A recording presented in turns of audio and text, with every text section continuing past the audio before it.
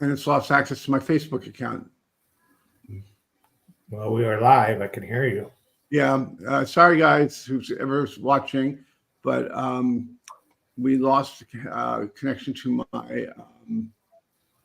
So we're having bandwidth problems here. I hope everything's okay. You can see me and hear me. So I'm here with I'm John Firth. I'm here with Alan Byrne. He's a coach with my program Executives Over 50. This is an Executives Over 50 program, and we're going to talk about something that both he and I are dealing with, but I believe others are as well, which is we are in ourselves a period of time where our health is beginning to change, if not fail in some cases. And we have parents who are still alive, and we're having to take care of them in some cases quite extensively. And in other cases, we are expected to show up a little bit more or to shoulder some more of the burden when it comes to taking care of the estate or things like that. So in my case, my mother is 91 years old, as I believe Alan's is too. My husband's mother is also 91, although she seems to be in good shape. But my mother is experiencing short-term memory loss. It's not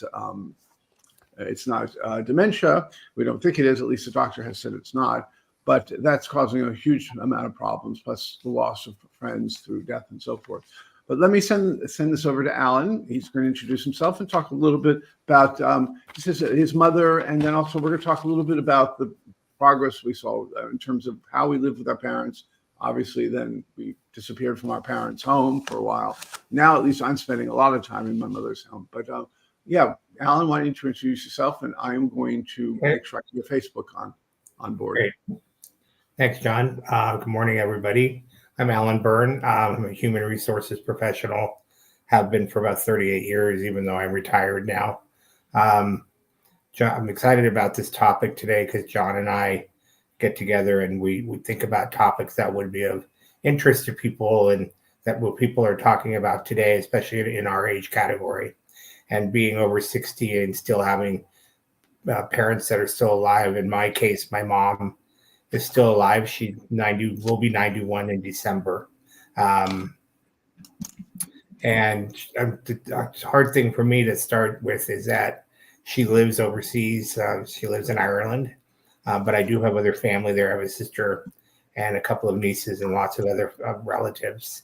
And so they do jump in to take care of her. And she lives alone. She's in a 2-bedroom apartment. And we're at the point now where the doctors are saying she needs to go into assisted living, and she absolutely refuses. So I'm now traveling over there on a quarterly basis and probably interacting more with my mom now at my older age than I ever did in my lifetime. Always very close, always easy to talk to. She was always very supportive in my life. And even when we had some tough topics to get through, but she is, as she ages, she's becoming more childlike. And I think, the roles reverse. I think people all know that are with our parents, like the roles reverse, and we're telling them and talking to them like they're a teenager and turn down the music and turn down the TV, and they don't want to wear their hearing aids. And so as John and I talked about this, I said, let's get the conversation going. I said, this isn't something that, we haven't written any papers and we haven't, put out a book or anything. We're just starting a conversation for ourselves, but also other people to join in. And we're hoping we can make the group grow from here. So, John, I'll turn it back to you so you can talk a little bit about your mom, and then I'll talk about mine. Yeah. Yes, and we are talking specifically about our mothers because both our fathers are deceased. But we'll talk also, I'd like to start talking about some of the things that made my mother who she was, and my experience in the first 18 years. By the way, we welcome anybody to ask us a question or say hello. This should be as interactive as we can in a forum like this where we actually don't know who's online or who's watching. But there is a comment box, so please feel free to ask us a question or comment on something. So my mother, as I think most mothers in the 30s and 40s, was a Depression-era child. However, she had a very successful father He was a dentist. In fact, I think he was the head of the Dental Association in Baltimore. So she was, I would say, firmly upper middle class, good schooling. She had the difficulties at home because her parents divorced early. She went to boarding school most of her life, and therefore was surrounded by women. Went to a women's college, Radcliffe. So she was a smart woman, educated woman, studied biology. Married a Harvard man, so this is your typical Radcliffe Harvard union. You see it, which at least I knew a lot of with parents like that. It was not an easy marriage, and for her to go from pretty much all women's sort of situation, sisters, just one man in her life, her father who she adored, to a situation where it was all boys. I was one of 3 boys, and my father, and the difficulties that would arise with such a change, but just generally living with my father, which was not easy for her. She became a bit of an alcoholic, but she was very important to me. I had some emotional issues. I was not happy a lot of the time. I was different because I was gay for one, but also composer very much into the arts, and that was not exactly what I'd say the ideal profile for a man in his teens in America at a private boarding school, not a boarding school, but a college prep. She was always there for me, and she really, I think, bonded with me because of her issues, where she was quite unhappy in many cases. And she was really I really drew on that strength from her. Plus, I think she taught me a lot of things because she was a smart woman, just life lessons. So there was no question I relied very heavily on her. However, the minute I left the house and went to college, I realized that I had to, become my own person. And I really tried to break the band. I went to Europe, for example, really tried to become my own person. I think I did. But for my mother, I was the second most, if not now, the most important person in her life. My father, she didn't trust anymore because he was a philanderer.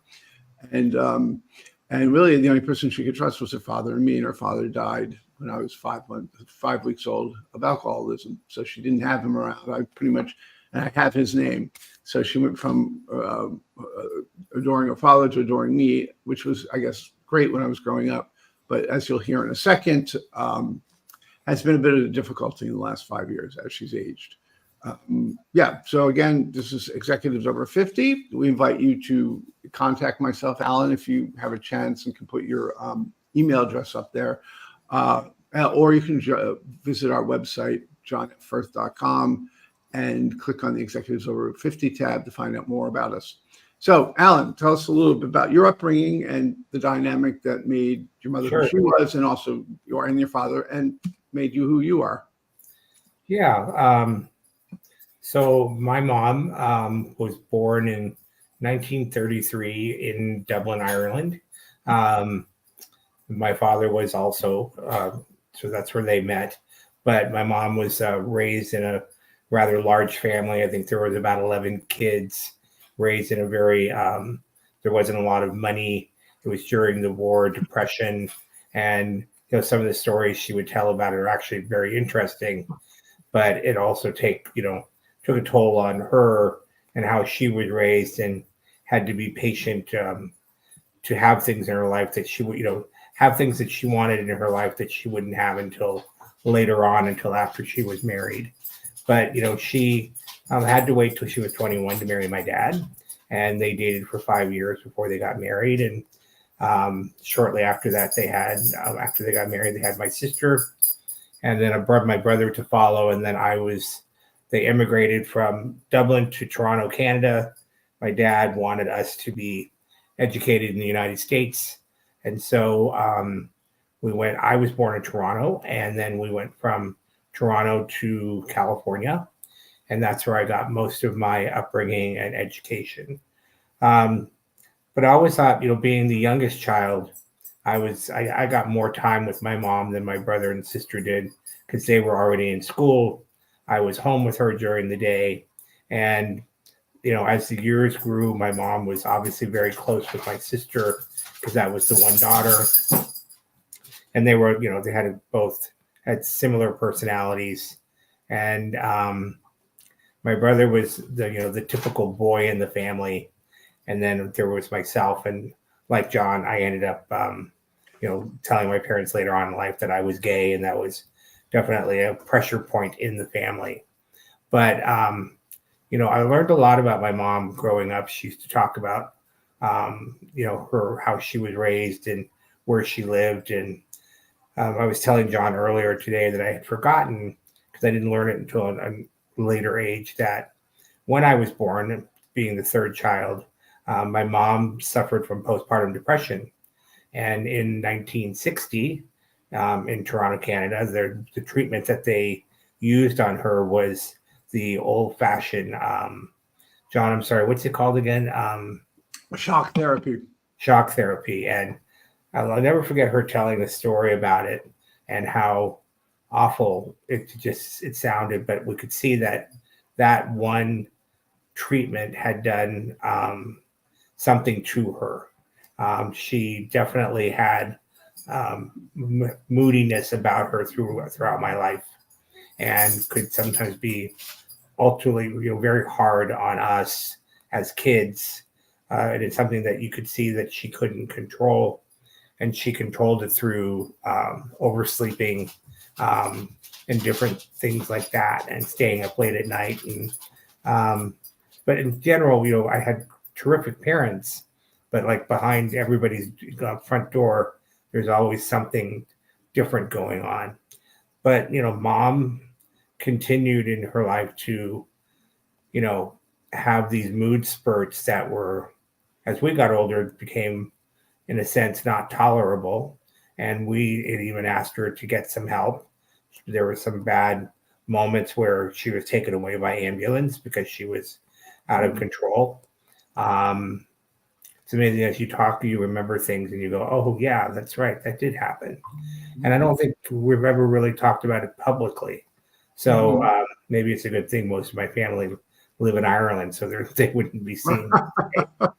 and but I always felt for my mom, because I thought some medications and therapy probably would have helped her a lot.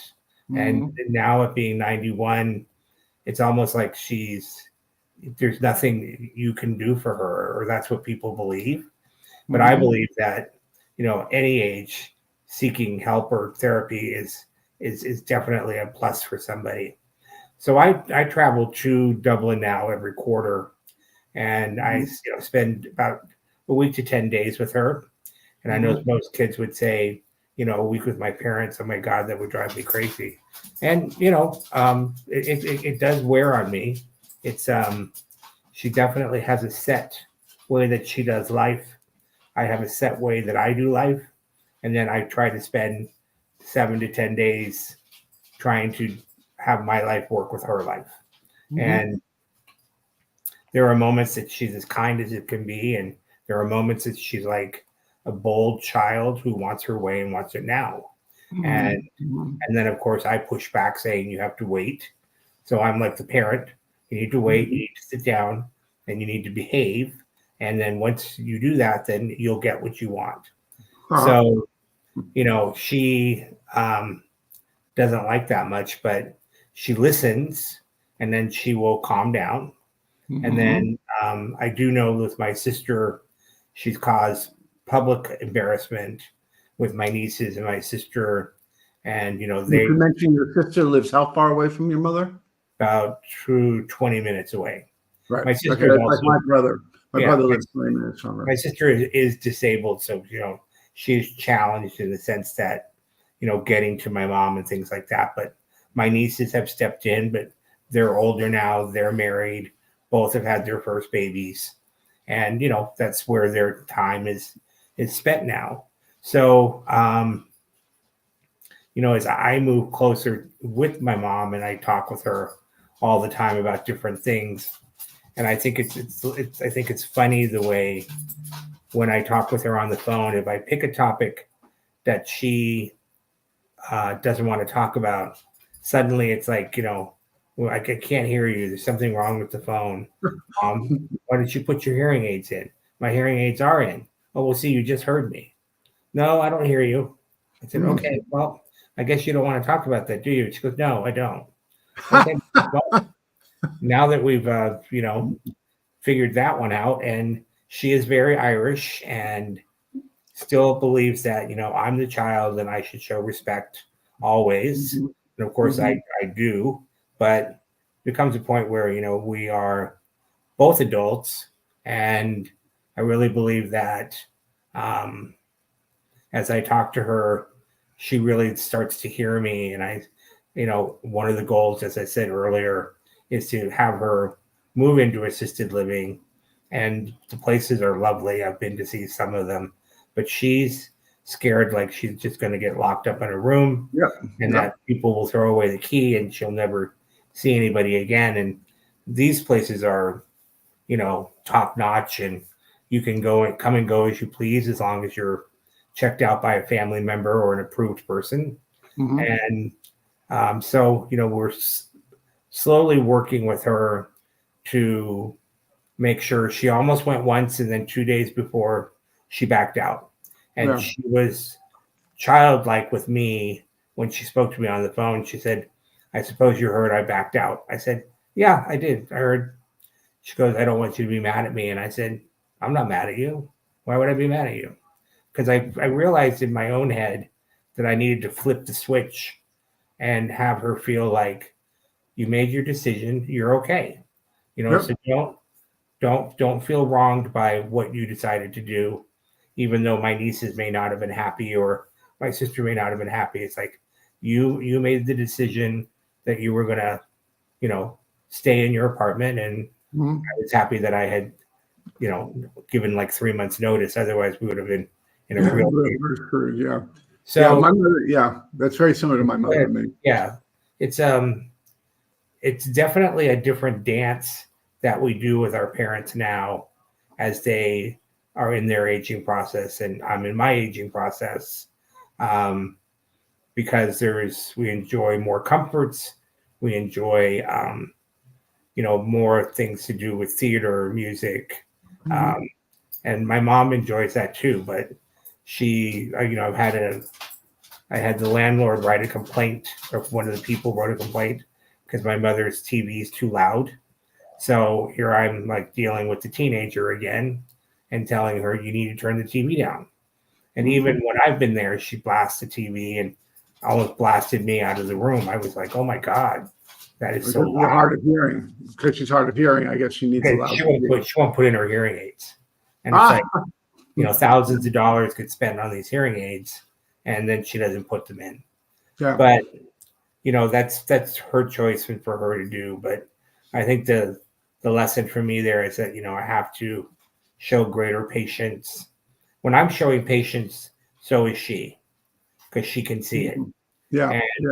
So I'm learning more and more on a daily basis with her, whether it's by phone or in person, that if I show her patience, she will give me patience also. That's a good life lesson for anybody, I think. Yeah, and I think that I have friends and like they really struggle with their parents, and of course I'll meet their parents and I'm like they're lovely, right? But I'm not their child, so exactly. That's the big thing. But I think as all of us are aging today and dealing with elderly parents, we need to come up with ways that we can live happily with our parents and be, John, you talked about, if you don't mind me bringing, but that, your patience level with your mom has gone down. About that a little bit. Yeah. It's been tough with me with the patience. And I am by nature not the most patient person. I've had to really work hard to become that, for a whole variety of reasons. But yeah, patience is a virtue. Yeah, in my case, very similar parallels. My mother absolutely refused to go to assisted living under no way. We just moved her last week to a new house, her own house that we had to renovate across the street from my brother, so that who lives in Annapolis. She lives about a 25-minute drive from the apartment from where she now lives. She lives in a big house she lived in a big house with 6 acres of land on the Chesapeake. Beautiful.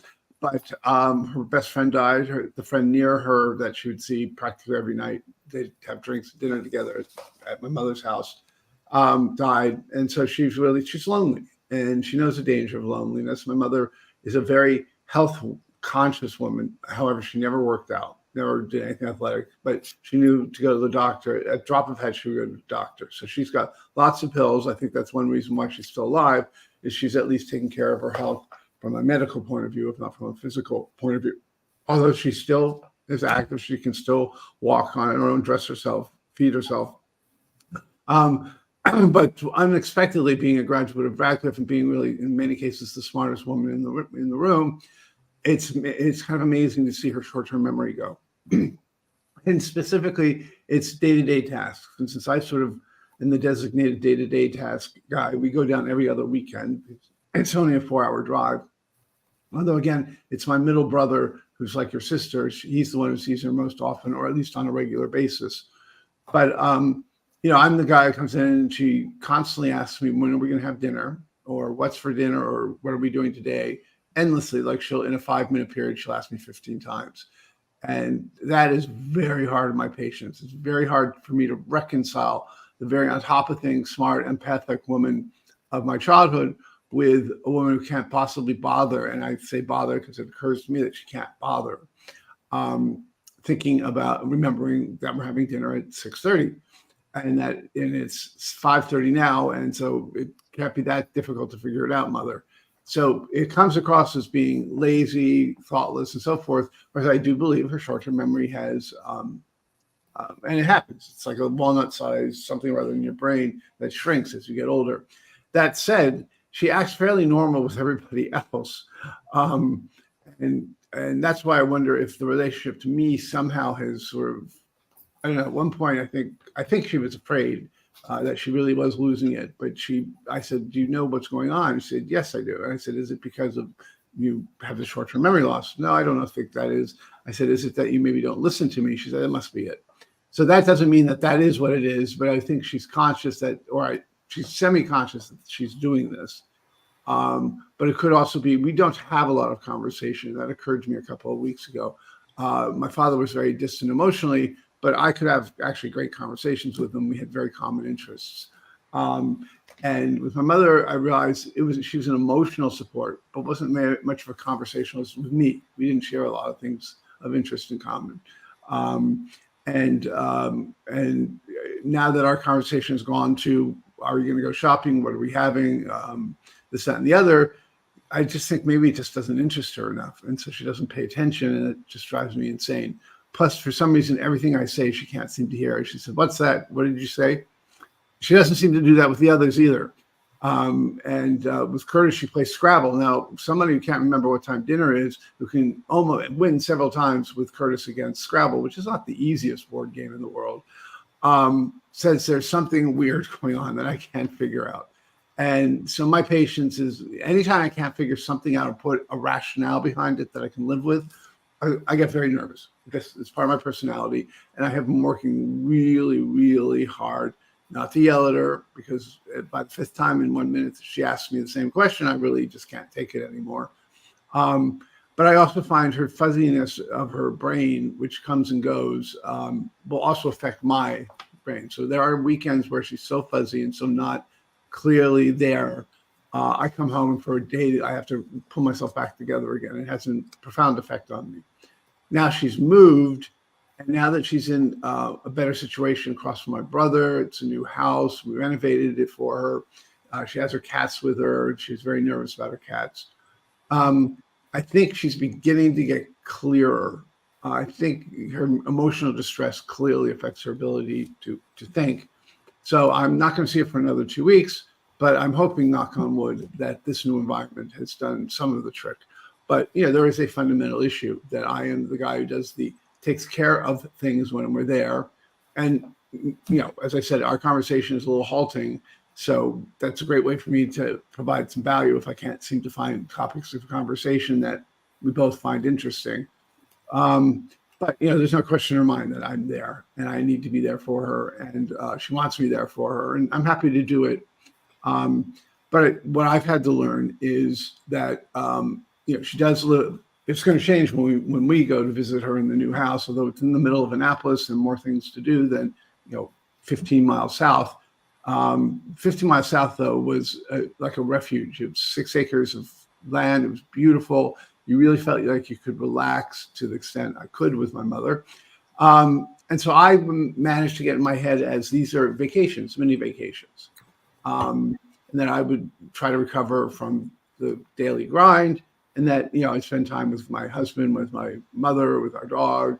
My other brother and his wife would come occasionally from Annapolis down to visit us, or at least once or twice every weekend. That's how I've managed to sort of cope with it. Now it's going to change again. And I don't know what her mental state is. It seems, I called her yesterday, seems much better. It will be less of a recovery site because you are in the middle of a big town, almost city, but there'll be more to do. So in other words, more things that we can engage her with.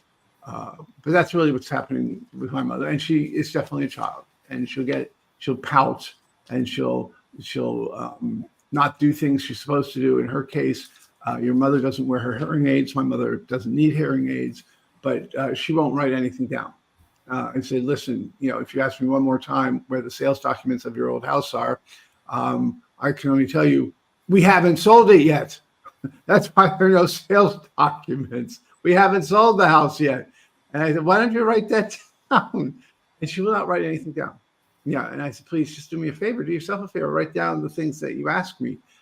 No, she won't do that. And when she loses her phone, which is often, in other words, where she places it somewhere where she can't find it, which is usually the most obvious place where you would put a phone, like next to her bed or on the kitchen countertop, she has hysterical, she just melts down, has a meltdown, and lets to announce that she's having a meltdown, a nervous breakdown. Whereupon I always say, I have no idea why you would bother. That's why. What do you melt? There's nothing to melt down about, which is not the most empathic way of handling the situation. But unfortunately, my patience wears thin after a while. And then I have to remind her that what she's saying is not based in any sort of reality whatsoever. That's kind of my situation. Now, how are you learning to? You've talked a little bit about how you're dealing with it, but tell us a little bit about what you're discovering about yourself and sort of coping mechanisms that you've developed. Well, I think that so first off, I've had to figure out all of the ways that she avoids. So, for example, I was telling you yesterday, John, when I call her, she doesn't answer the phone. Right. And so my sister said, "Oh, this is how you get her. So you call her, you get the voicemail, you hang up, and then you call the number again, you get the voicemail, you hang up, and then on the third time you call and she answers. Oh, hi Al. I wondered if that was you calling." And I'm like, well, it was me calling the first time too. Oh, well, I couldn't get to the phone quick enough. I see. Okay.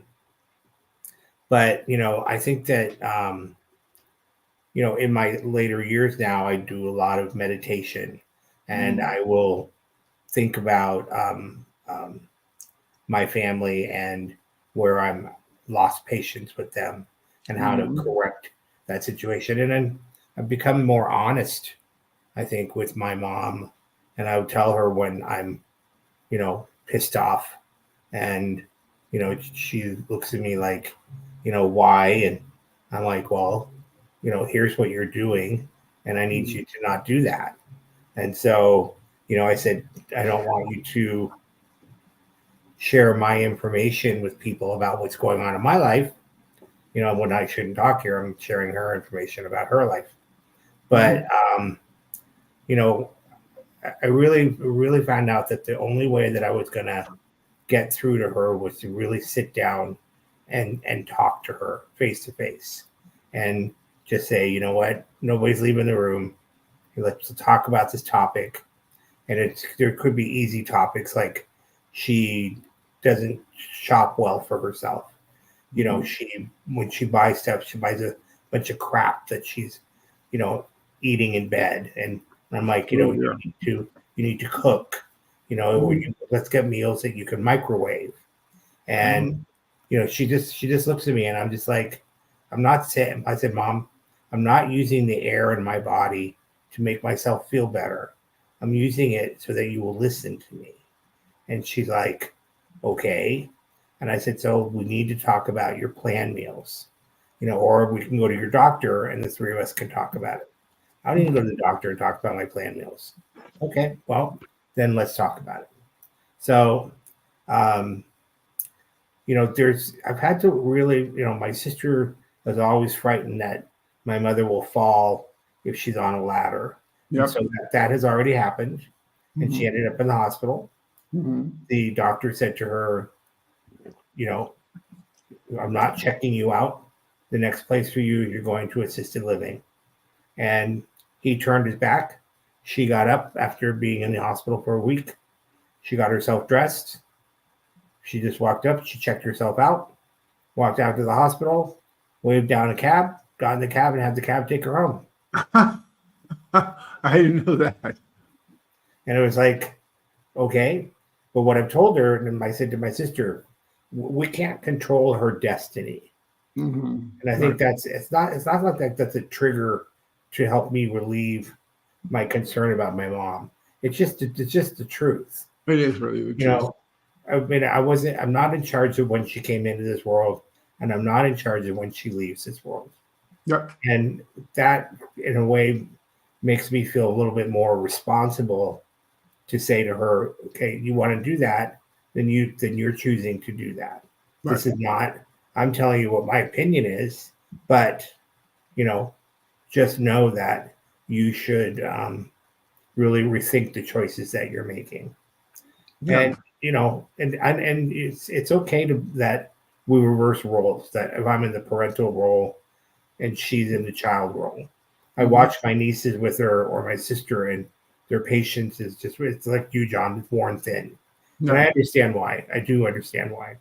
And they've had to deal with a lot more with her than what I did, and but after my father passed away and she decided to go back to Ireland because she was in California, um, my sister kind of had to take on the responsibility of making sure she was going to be okay because up until then I was doing it. Right. Mhm. And so, I think I had to find lessons for myself that would calm my nerves because over Mhm. the years, I've developed, I have an anxiety problem. So I have to learn how to work with my anxieties Mhm. rather than letting her add to my anxiety is how do I release my anxiety and move Mhm. forward. Mhm. Right. So it's like I said to you, like before here today, it's like I just did a nice closed eye process, did some Mhm. breathing, and when we Mhm. get done, I'm going to do some more just because I've Mhm. got a big day today and I've got a Mhm. lot going on. So, I think what we said to, when we advertise this is like coming up with ways for the audience out there, like you and I, John, Yeah. things that they can do to make things easier for themselves, because Exactly. parents guilt us very much, and it's like, how do you Well, live? we guilt ourselves, but Yes, parents find ways to draw that emotion out, or at least being with them is, I feel more guilty thinking about my mother than anybody else because she took such good care. I mean, she was really there for me when I was younger. And if I feel like I'm not there, at least in some commensurate sort of way, you know, first of all, I'm reminded by my husband that maybe I could be a little bit more forgiving, but I do feel guilty. But it is me feeling guilty. Whether or not she does it on purpose, it's hard for me to even tell. But the guilt is one of my big issues, and the feeling that I'm uh, not doing a very good job of it. I need to feel like I'm constantly effective at what I'm doing as a general rule of thumb. But there's also behaviors that I am seeing in myself that have worked for years to curb, such as just having thin patience, not waiting, not willing to really wait and help and make sure she understands what she's doing. I just get impatient. So sort of impulsiveness. I had worked really hard, and you go back into your parents' home, although that's not the home I grew up in. And all those things in your teenage years start suddenly rearing their ugly little faces of behaviors that you engaged in that you were very infantile, while you're taking care of an infant, your mother. But there are a whole bunch of behaviors that I'm just not happy about. But impatience certainly being one of them, raising my voice being another one. Um, uh, and you have to deal with those feelings. So I think if anybody's feeling guilt, just remember it's yourself that's generating the guilt. It's your parents that are just acting the way that you're not finding acceptable, perhaps, or you're confused. I think part of what I would say is be mindful of what's going on, truly going on there, and see if maybe your behaviors, there's something you can draw on from your past to say, look, this is what I did to deal with patients. My solution, again, my solution to not being a patient person, basically, is to think of the time with my mother as a sort of a mini vacation with some duties attached to it. And she doesn't require a lot. But the problem is that when I'm with her, I remind her of the fact that she can't remember anything I say and so forth. So it can be a vacation. I can go for several hours sitting upstairs where we stay. She stays on the first floor. And she doesn't seem to have a problem with it. She likes the fact that we're there and we're in the house. So I can go. So I that's kind of how I've learned to cope with it. Because that's how it's organized. It's every other weekend for 3 days. So you can call it a mini vacation. In others, in your case, it truly is a vacation, if you will, because they're there for 7 to 10 days. Others who are dealing with their parents on an every day-to-day basis, I would say create some boundaries. Make it very clear there's at some point something you will not do. Now, my mother respects boundaries quite well because she has her own. So my brother has put in some boundaries, the one who lives near her. And certainly now he's going to have to, that is across the street. And she respects that. She does respect when you put boundaries in place. So when I try to explain to her that we're only coming, for 3 days on that weekend, not for 4, and even though we usually go Friday night, show up Monday morning, leave Monday morning, afternoon, late morning, inevitably by Saturday night, she's asking us, saying, "Oh, you're not leaving tomorrow, are you, on Sunday?" Another example. That must be asked about 30 times during the course of the trip. Anyways, the answer was always the same. No, we're leaving Monday. Oh, thank God. You're not leaving tomorrow, are you? No, we're leaving Monday. Oh, thank God. Again, I have no idea why she's doing that. I lose my patience around the 13th time she asks that. But, yeah, that's kind of how I've learned to cope with it. Yeah, I always think it's kind of funny when I can tell that my mother's kind of like fed up with me and like she's losing her patience with me. She'll always say, "Don't you have something you can go outside and do?" And I'm like, "Well, I don't live here. I remember I came to visit you." Well, I know, but she goes, "Why don't you go into town and go to that pub that you go to? Take your jacket and go. I suggest you go and have a nice evening." I'm like, "Okay, I can tell I'm getting kicked out." And I'm like, "Well, are you going to be awake when I get home so I can get in?" "Oh yeah, I will be. Just call me when you're on the way." I said, "Okay, fine." And she said, "Do you get that same driver?" I said, "Mom, it's not the same driver. It's Uber." Because they don't have Uber anymore. And so she kept thinking like it was the same driver that I had. And she said, "Oh, I want to get him too when I go out." And I said, "Well, if you had a phone, which she does not." Oh, she doesn't have a phone. She has a home phone. She has a home phone. She has no cell phone. Okay. No cell phone. Not interested at all, and never has.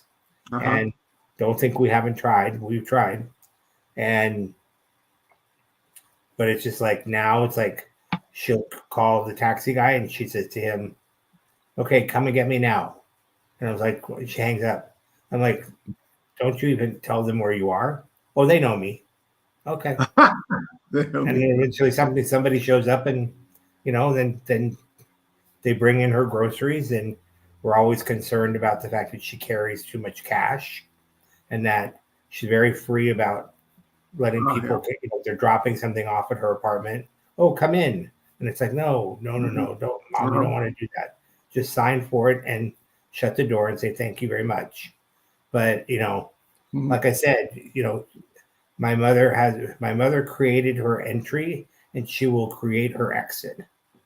And that's one thing my father always said to me was, if there's anybody going to do it their own way, it's your mother. So I've had to sit back and say, "Okay, I got it."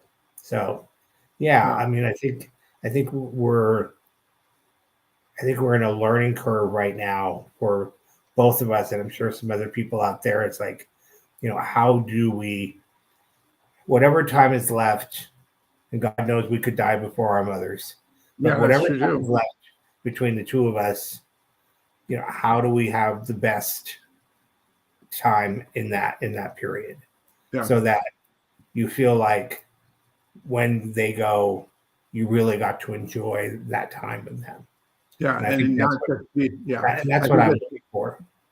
I think that's very smart because it's the enjoyment factor is the important thing. And there are some things that we both enjoy doing.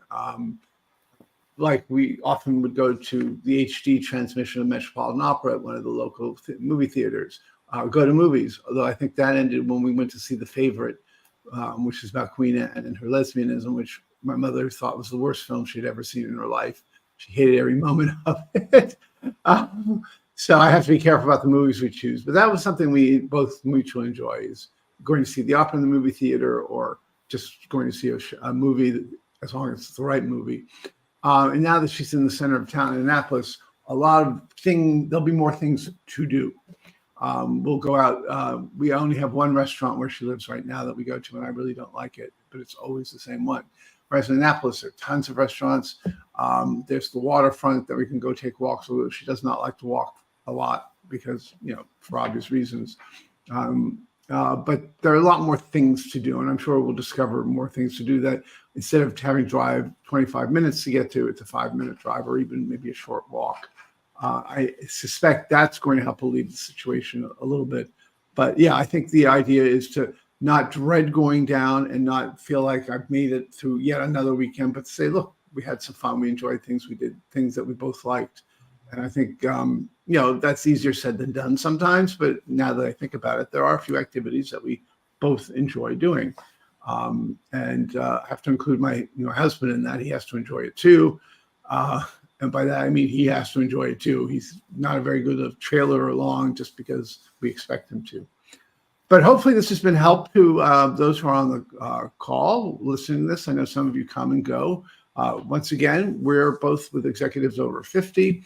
This is a group that's mission is to help those of us navigating these changes, especially now that we are getting older and our parents are getting older, but just in general, we are all going through things that either we didn't expect or didn't know how to handle or don't know how to handle. This is a group that I would love to see more people join. I have several conversations going, and I would love anybody who's watching the show to at least get in touch with me or Alan, talk about it a little bit more, and see if this might be something to help you through some of these more challenging issues. Yeah, thank you, Alan, for being with me. Welcome, everybody, and thank you, John. Excellent. Thank you. Goodbye, everybody. Bye, everybody.